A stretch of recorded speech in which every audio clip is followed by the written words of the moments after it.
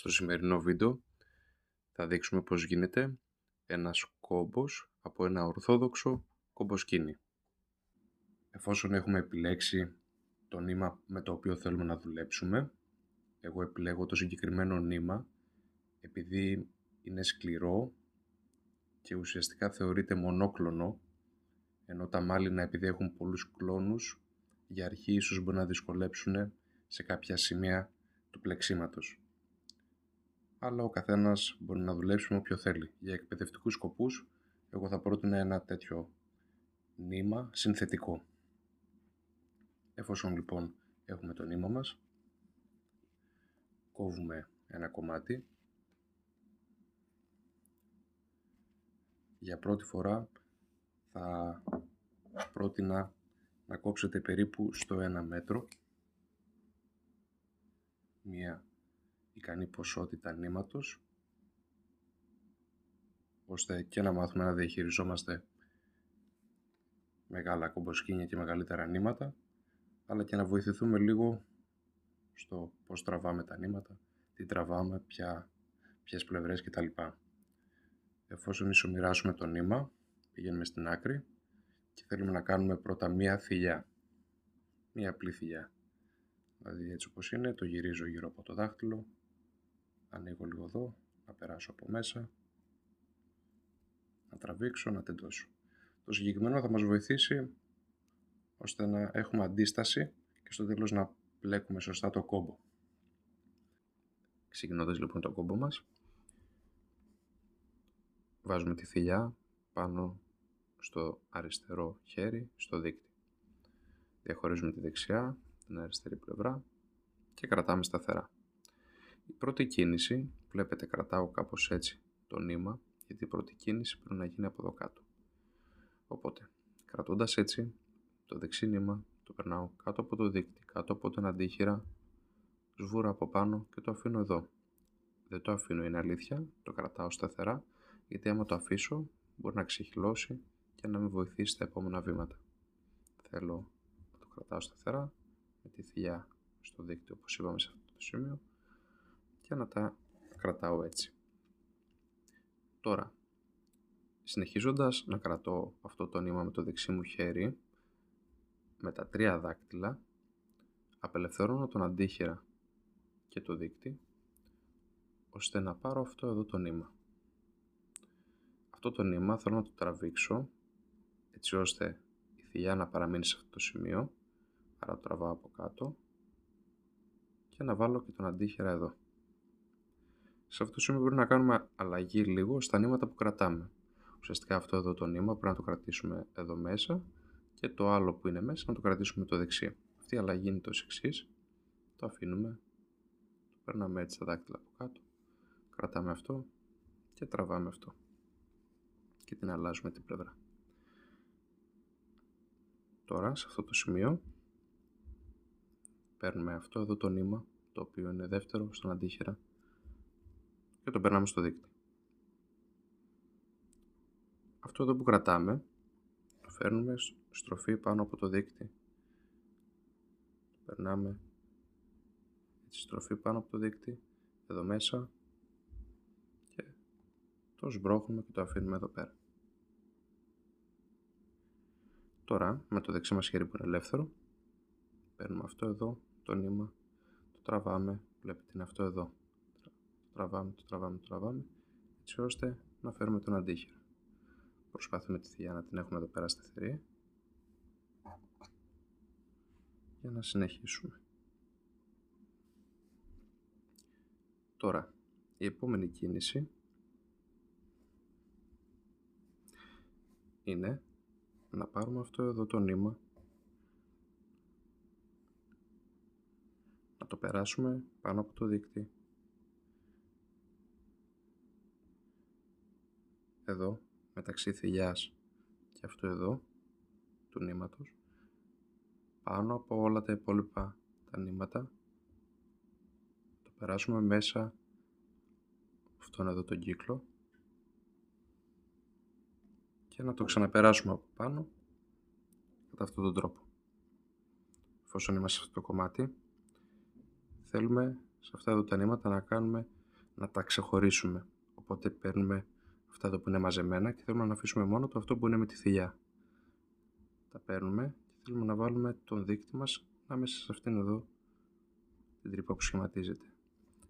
Επειδή η θηλιά μπορεί να φύγει, πρέπει να κάνουμε σταθερές κινήσεις και να την κρατάμε εδώ πέρα όπως είπαμε. Το νήμα τώρα που είχαμε βγάλει προηγουμένως και το είχαμε αφήσει, πρέπει να το χρησιμοποιήσουμε. Το παίρνουμε από εδώ, το στρίβουμε από τον αντίχειρα, το φέρνουμε όλο γύρω-γύρω, το φέρνω σε αυτό το σημείο και από αυτό το σημείο θέλω πίσω απ' όλα να περάσω από μέσα, από όλα τα νήματα που ήταν εκεί, να το αφήσω εδώ πάνω στον δείκτη να στέκεται και να τραβήξω και αυτό εδώ κάτω. Και έχουμε φτάσει εδώ. Τώρα, έτσι όπως είναι, από αυτή την πλευρά, από την δεξιά πλευρά, πρέπει να δω ποιο νήμα συνδέεται πάλι απευθείας με τη θηλιά. Βλέπω ότι κατεβαίνει η θηλιά, άρα είναι αυτό. Αυτό που πρέπει να κάνω είναι να το κρατήσω και να βάλω εδώ μέσα αυτόν εδώ το δείκτη. Πώς γίνεται αυτό? Κρατάω και βάζω εδώ το δείκτη. Αντίστοιχα και από εδώ, από αυτή την πλευρά, πρέπει να βρω ποιο νήμα είναι στη θηλιά. Είναι αυτό εδώ. Αφήσω όλα τα άλλα και να περάσω τον αντίχειρα. Εφόσον γίνει αυτό, έχω ένα νήμα περασμένο στο δείκτη, ένα νήμα περασμένο στον αντίχειρα, τη θηλιά μου εδώ αριστερά και τώρα είναι να τραβήξω αυτές τις δύο άκρες. Τραβώντας, πρέπει να τραβήξω λίγο στην αρχή, σιγά σιγά διατηρώντας τη θηλιά μου έτσι ελεύθερη να τη βλέπω και τραβάω λίγο από κάτω και προσπαθώ όσο τραβάω από κάτω να τραβάω λίγο και αυτές εδώ τραβάω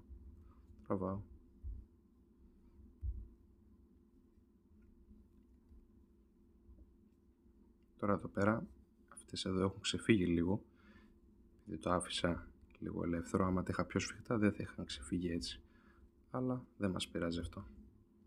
Εφόσον έχω τραβήξει και έχει κάπως σφίξει ο κόμπος, αφήνω έτσι όπως είναι δηλαδή. Βασικά καλύτερα το πιάνω έτσι, το γυρνάω και φτάνω σε αυτό εδώ το κομμάτι. Τώρα με ένα μητερό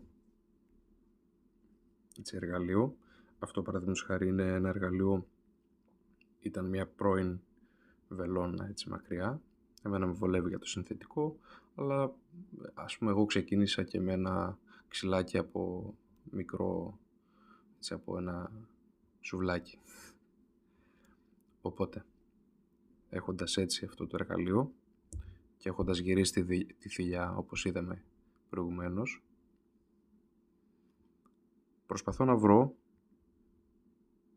το νήμα το οποίο είναι η συνέχεια αυτόν εδώ που είναι ελεύθερο. Στη συγκεκριμένη περίπτωση φαίνεται ότι έρχεται εδώ, περνάει κάτω από αυτό εδώ, κάτω από αυτό και είναι αυτό εδώ. Οπότε αυτό το τραβάω. Το τραβάω όλο και σφίγγω. Μετά έτσι όπως είμαι, γυρίζω ώστε αυτό να έρθει πάλι μπροστά μου. Και προσπαθώ να βρω πάλι αυτό εδώ, τι έρχεται κάτω από αυτό εδώ και είναι εδώ. Το τραβάω πάλι. Άλλη μία και τελευταία, το φέρνω έτσι, βρίσκω ότι αυτό εδώ το νήμα έρχεται, περνάει κάτω από ένα άλλο, το τραβάω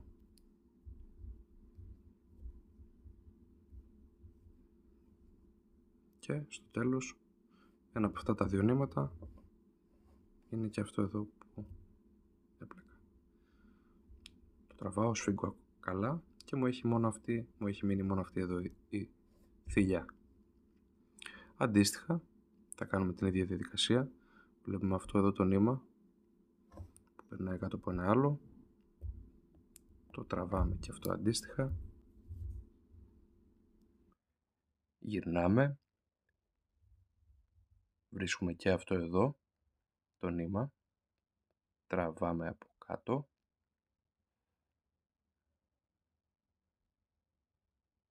Γυρίζουμε από την άλλη ξανά για τελευταία φορά, ώστε να βρούμε ξανά το νήμα. Να το τραβήξουμε προς την πλευρά μας. Να τραβήξουμε στο τέλος και κάπως έτσι να ολοκληρωθεί ο κόμπος. Σε αυτό το σημείο λίγο ο κόμπος είχε λίγο αέρα, οπότε χρειάζεται να το βρούμε και να το τραβήξουμε καλύτερα. Και κάπως έτσι ολοκληρώθηκε ο πρώτος κόμπος. Εννοείται, για να συνεχίσουμε, κάνουμε την ίδια τεχνική. Διαχωρίζουμε τα νήματά μας και δουλεύουμε όπως προηγουμένως. Ελπίζω η τεχνική και το βίντεο να σας βοηθήσουν να φτιάξετε τον πρώτο κόμπο. Μπορείτε να γράψετε στα σχόλια αν τα καταφέρατε και ευχαριστώ που το παρακολουθήσατε.